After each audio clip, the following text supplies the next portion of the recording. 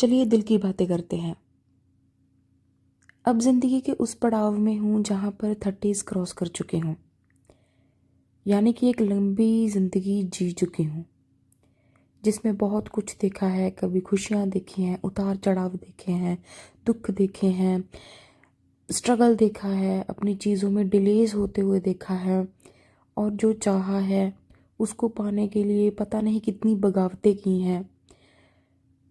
मतलब हर तरह से अपने आप को, अपनी रूह को बदलते हुए देखा है। और अब धीरे धीरे समझ आ रहा है कि कुछ भी तो हमारे हाथ में नहीं है ना पैदा होना, ना शादी होना, ना ही मृत्यु। और यहाँ तक कि मुझे लगता है कि जो हम कर्म भी करते हैं वो भी हमारे हाथ में नहीं है। सब कुछ परमात्मा करवा रहा है धीरे धीरे। चैप्टर्स अपने आप धीरे धीरे अनफोल्ड हो रहे हैं, और सबके साथ ऐसा ही होता है। जब जिस चीज़ को मिलना है, जो होना है, जिस तरीके से होना है, जैसे होना है, उस हिसाब से आपकी ज़िंदगी का जो अगला चैप्टर होता है वो अपने आप ही अनफोल्ड होता रहता है। और हम बस एक स्टेप से दूसरे स्टेप, दूसरे स्टेप से तीसरे, तीसरे से चौथे, इसी तरीके से चलते रहते हैं।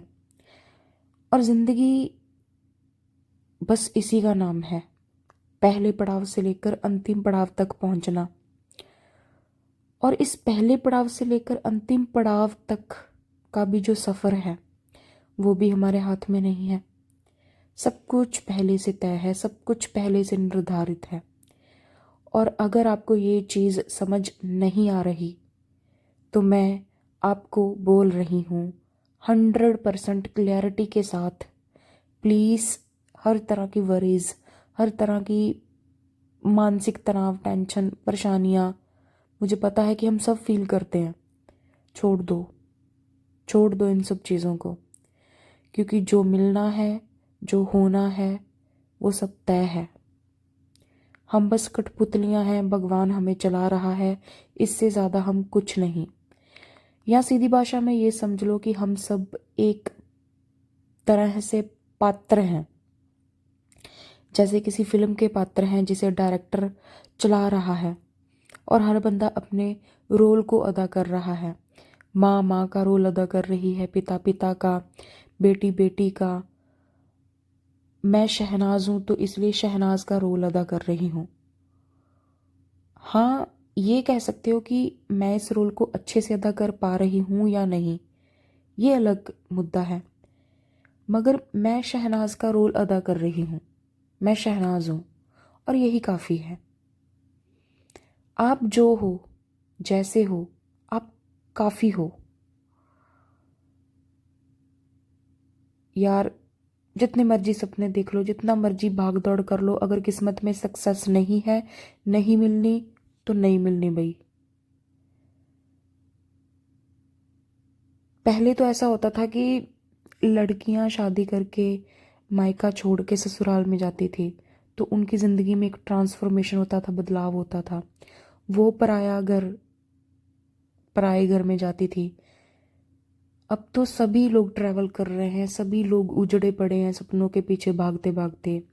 कोई पढ़ाई के लिए अपने घर छोड़ चुका है, कोई जॉब के लिए छोड़ चुका है, कोई सपनों के पीछे अपने कैरियर के लिए छोड़ चुका है, कोई अपना देश छोड़कर विदेश में जा चुका है। लेकिन सच बताना, सपनों में हमेशा आपको अपना पुराना घर, अपने पुराने लोग, अपने लोग ही याद आते हैं ना।